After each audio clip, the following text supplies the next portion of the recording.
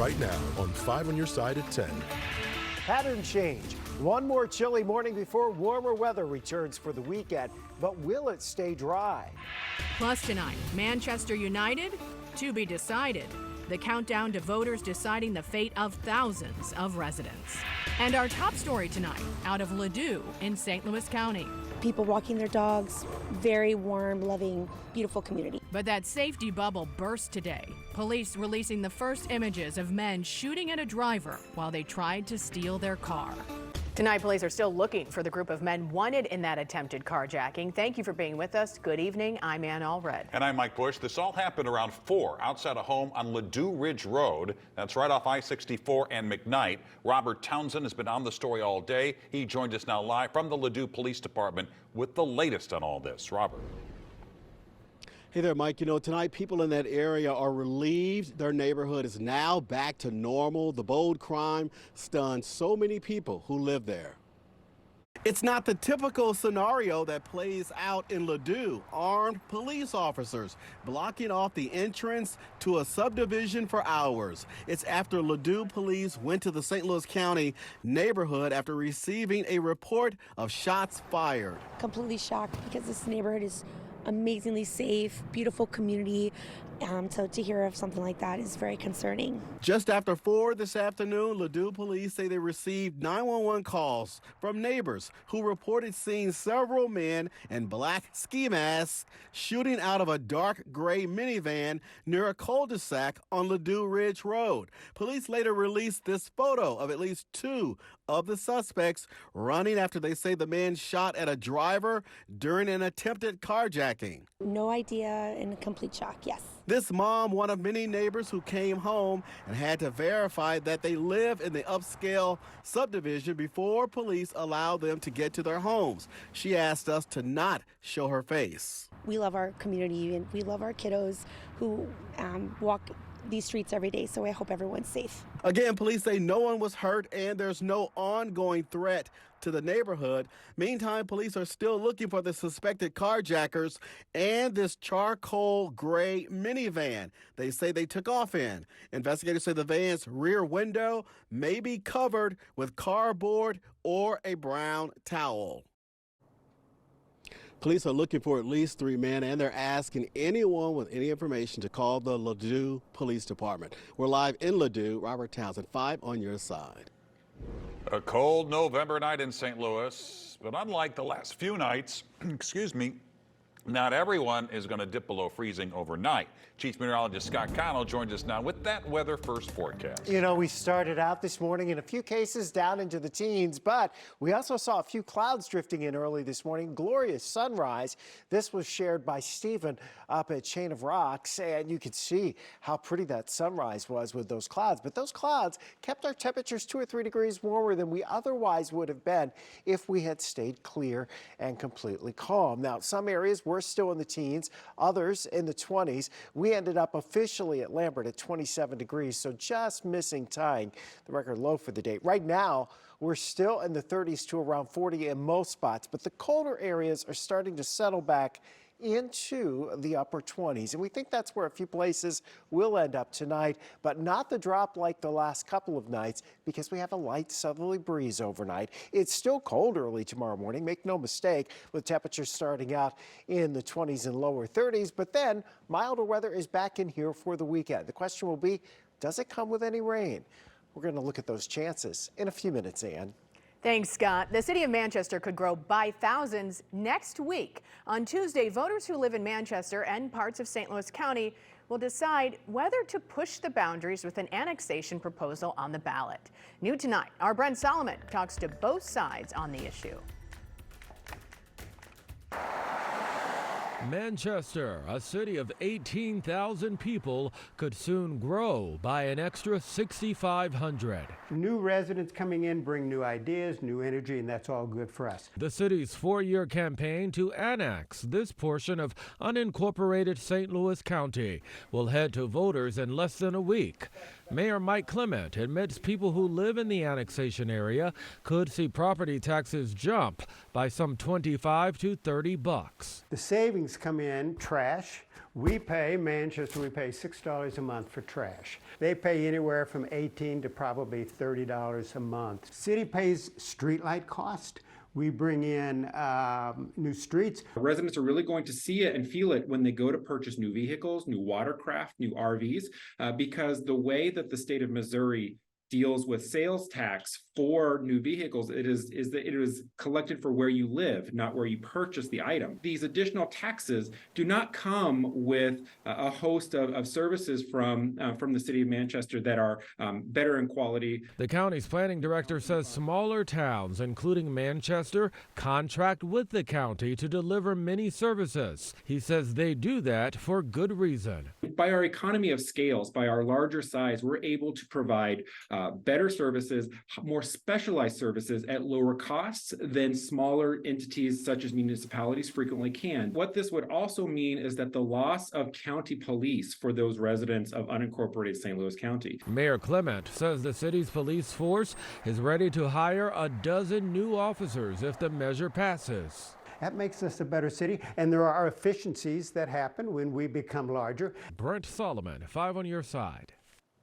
Manchester will hold an open house on this issue tomorrow from 4 until 7 at the Justice Center. Another will happen Saturday morning, all before that vote next Tuesday. Just a couple of hours ago, St. Louis leaders met to discuss how to address homelessness in the city. Tonight, the Housing, Urban Development and Zoning Committee of the Board of Aldermen held a hearing on the Unhoused Bill of Rights. Under the bill, the city must select a location for a safe camping area, complete with toilets, showers, electricity, and running water. There's also a push to make it easier for shelters to open without gathering public support. The constituents are saying they don't want these shelters in their neighborhood. I don't think we should remove that power from the people. I think by doing that, it's an overreach. Homelessness is a poverty choice, and it is a poverty choice that the city of St. Louis is making right now actively. Supporters say the bill is designed to protect the dignity, safety, and equal rights of the homeless population, but some aldermen are concerned it could create more issues. Tonight, St. Louis police are searching for the driver who hit a man crossing the street in front of Crown Candy. That incident has the owner of that North St. Louis business pushing for safer streets. 5 on your side's Laura Barczewski talked with the people fighting for change. Laura.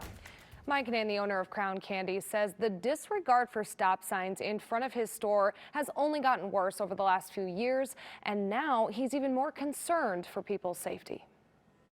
St. Louis police say around 5 o'clock Tuesday, a 71-year-old man was crossing the street at 14th and St. Louis when a dark-colored car sped through the crosswalk, and it was all caught on Crown Candy Kitchen's cameras. He was coming across the street, and a lady in a car apparently just decided she wasn't going to stop. And I don't know if the sun was in her eyes. I don't know if she wasn't paying attention, but she just pretty much hit him and knocked him down. And then she backed up, and she drove by and said, "I'm sorry," and kept right on going. Crown Candy Kitchen owner Andy Karantsov says he watches people blow through the four-way stop daily. All the time. I mean, somebody just blew through the stop sign right now as I'm talking to you. It's a daily occurrence, and I don't know what to say. How do we fix this? You know, the police can't be here 24/7. And this problem is not unique to his neighborhood. It's happening all over the city of St. Louis. Ward 14 Alderman Rasheen Aldridge says a bill has been approved, but not yet signed by the mayor to put speed humps near this four-way stop. I've got word from the city streets department that these speed humps in that area will be installed in the spring, but hopefully with those speed humps that we can get to some type of solution to try to slow people down in that area and various parts of the 14th Ward as well. While he's hopeful these traffic calming measures will help, Karantsov wants drivers to do the right thing so this doesn't happen to anyone else. He's lucky to be alive. I mean, you know, thankfully, you know, it wasn't as bad as it looks, but he still went to the hospital. He's still going to have to go see a doctor about his knee. If you have any information about what happened or recognize that car, you're asked to call St. Louis Police or Crime Stoppers to remain anonymous, 1-866-371-TIPS. A busy night at the U.S. Capitol, where some members of Congress faced consequences. Republican George Santos of New York survived a vote to expel him from the House. Santos has pleaded not guilty to 23 federal charges, including wire fraud and identity theft. He also faces a House Ethics Committee investigation. And with bipartisan support, the House also voted tonight to table an effort to censure Democrat Representative Rashida Tlaib of Michigan. The Palestinian American has come under fire for her rhetoric against Israel. And new criticism tonight for one of Tlaib's closest allies here in Missouri. Local leaders are calling on Congresswoman Cori Bush to apologize to the Jewish community in St. Louis. This after she accused Israel of, quote, ethnic cleansing against Palestinians in Gaza. They sent her a letter saying her words are insensitive, incorrect, and fanning the flames of anti-Semitism. They call it a lack of decency and disregard for history. We ourselves were the result of the largest ethnic cleansing in history, and the state that they live in was based on the need for a safe place to live, is not just triggering, it's also just patently untrue. Congresswoman Bush responded in a statement saying she has repeatedly denounced the horrific attacks by Hamas. She says, quote, while their characterizations within this letter they are unfair and simply untrue, we recognize that our Jewish neighbors are justifiably feeling frightened. Steele Estate. Tonight, the billion-dollar verdict in Missouri going after realtor commissions and the ripple effect on the housing market landscape. It's more than just books. Tonight, we're revealing a plot twist at the St. Louis Library. There's something for everyone at the library. The free items and services to help you make ends meet. From near record cold to a pleasant November weekend. Why it looks like a good weekend for leaf peeping or leaf raking. Another step towards recovery tonight in Lewiston, Maine, in the wake of last week's deadly mass shooting.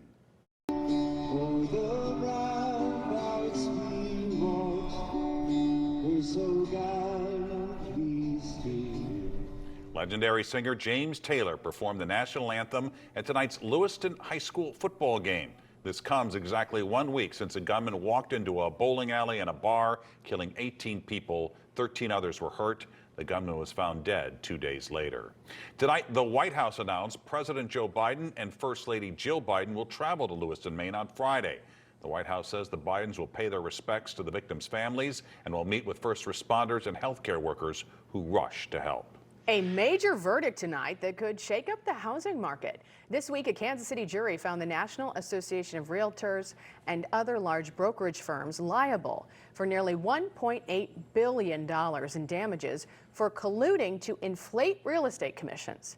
The case involved claims for more than 260,000 home sellers in Missouri, Illinois, and Kansas between April of 2015 and June of 2022. The group plans to appeal the verdict. It's official. Starting next year, most senior homeowners in St. Louis County will get a break on their property taxes. County Executive Sam Page announced today he will not sign or veto this bill passed by the County Council last month. That means it automatically goes into effect. This bill will freeze property tax increases for homeowners 67 and older whose homes are worth $550,000 or less. There are few places that can be a one-stop shop for daily essentials like food and diapers and a place to show off your artistic side. And you might be surprised to learn the St. Louis Public Library is that place.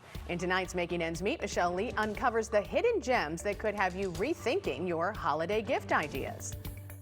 Hi everyone, we are in the Central Library in downtown St. Louis, and we're going to talk about things that you may have missed that not only help you make ends meet, but also bring you a little joy. So we have Liz MacArthur here with us to tell us about ways that the library can come in handy. And of course, not just books, not just audio or visual, but there's so many great things. Yes, so we have a notary at all of our locations, and it's free notarization. We have an online database for mechanics where you can look up the year, make, model of your car and get all the information you need. From fishing poles to internet hotspots, the library offers a lot, including countless surprises.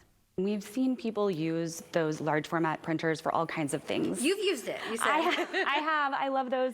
Yes, I actually used a research database here at the library to find a fun image of like historical St. Louis, and then we printed it out on canvas and I framed it, and it's actually the piece of art in my house that gets the most compliments, and it was free. That's amazing. Working on being a way better me. There's even a recording booth. Terrence Neal is discovering his voice in the studio without spending hundreds of dollars just for the hour. I used to be a street dude, but I changed my life.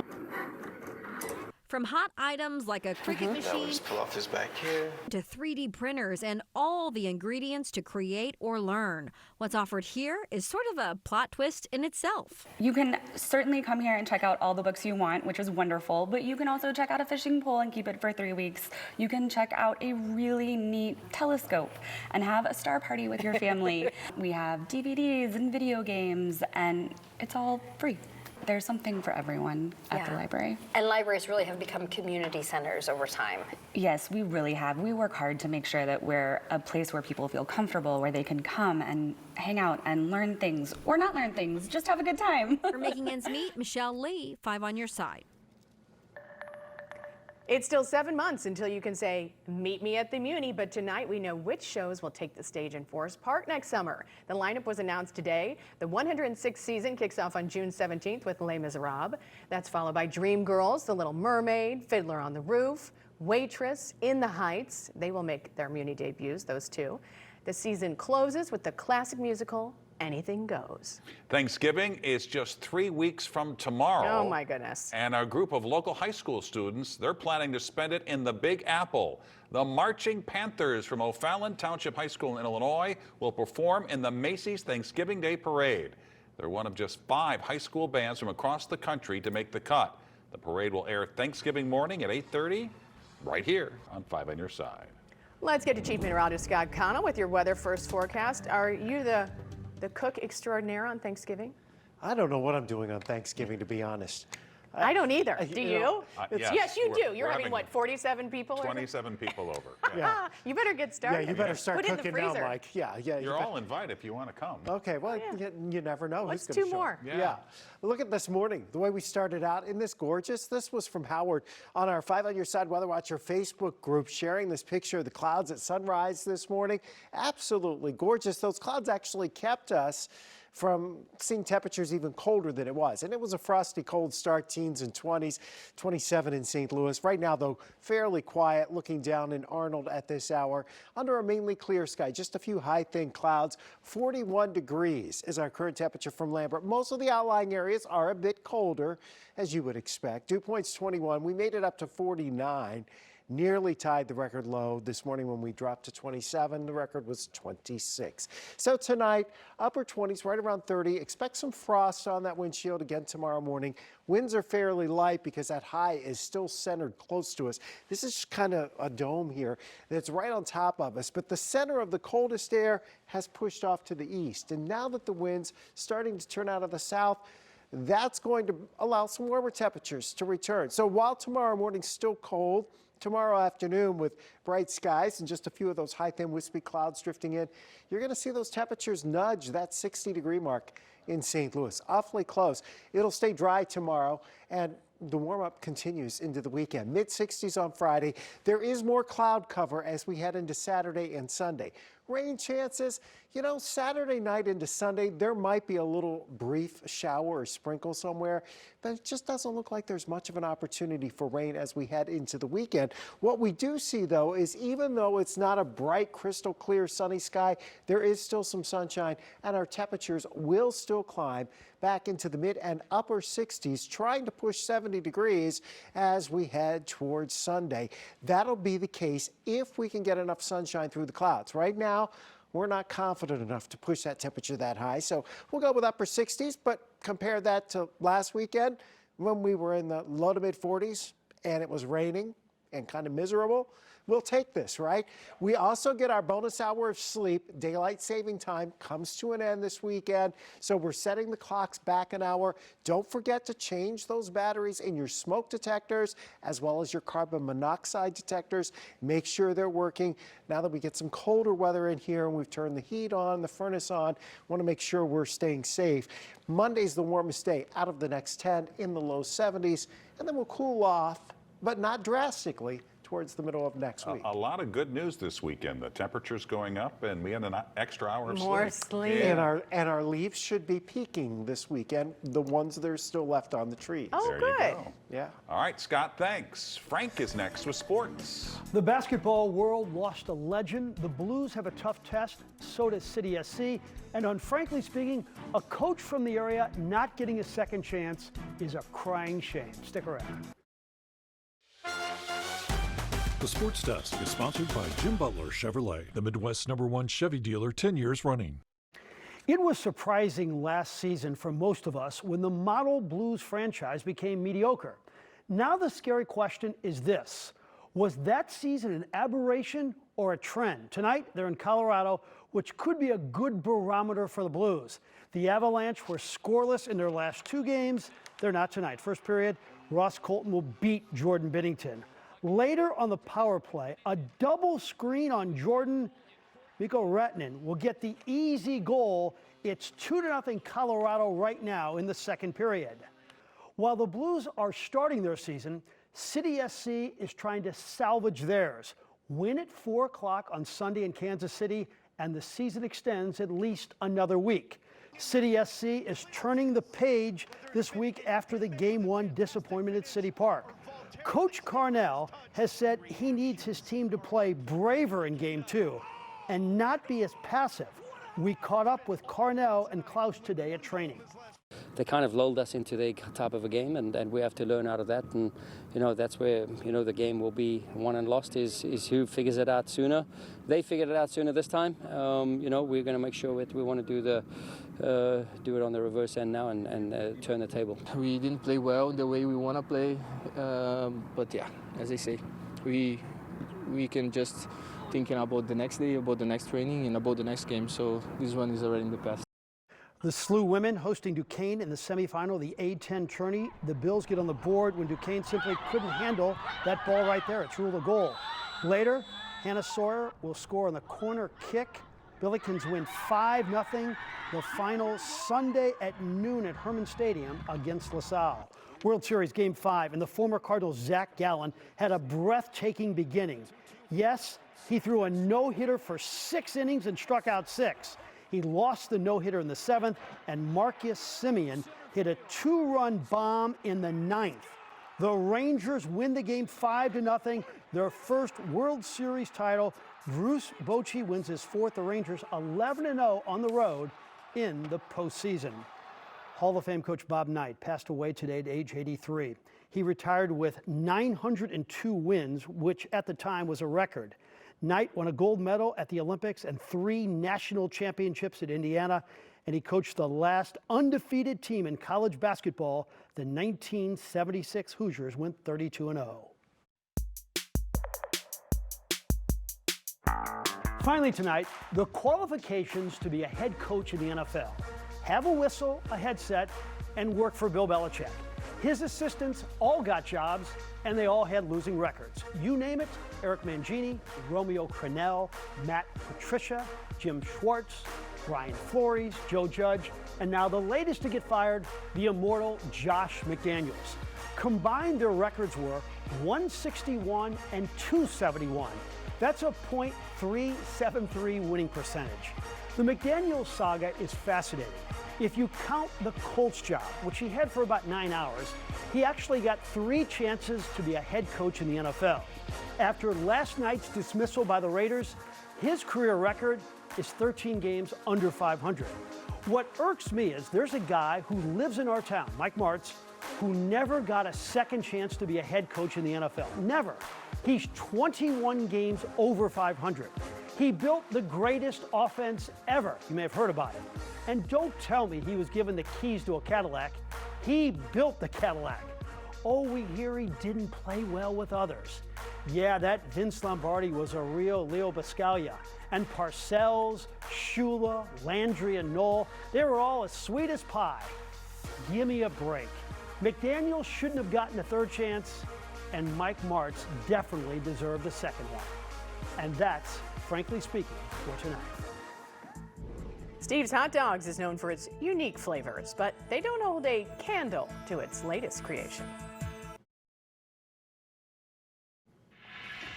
Build-A-Bear wants to make the holidays more magical. Today it launched its new Bear Leave Bear. It's the St. Louis company's first interactive bear that can respond to your voice and touch. Bear Leave Bear is introduced in a Build-A-Bear new holiday film, Glisten and the Merry Mission. It debuts Friday at the Galleria 6 Cinemas and other independent theaters around town. Steve's Hot Dogs have a new creation that you can smell but not eat. In honor of All Saints Day today, it launched the St. Steve candle. The beefy bacon scented candle features a painting of Steve, the patron saint of beefy goodness apparently, holding a stone tablet declaring the restaurant the official hot dog of St. Louis. The candles cost $25. $5 from each sale will go to Steve's Hot Dogs Feed the People program. And Scott has a final check of this chilly weather. Yeah, it is cold out there again tonight. We're dropping back into the 20s in the coldest spots. Most of us, though, are still in the 30s. In fact, Lambert's still coming in just above 40 degrees. We go into tomorrow morning. Yes, it's cold, could be frosty, but we're back close to 60. A bright sky on the way, not too windy tomorrow, and temperatures by the weekend are back into the upper 60s. And there you have it. 5 on your side at 10. The Tonight Show starring Jimmy Fallon is next. Please start your day with Today in St. Louis beginning at 4 a.m. Have a great tomorrow.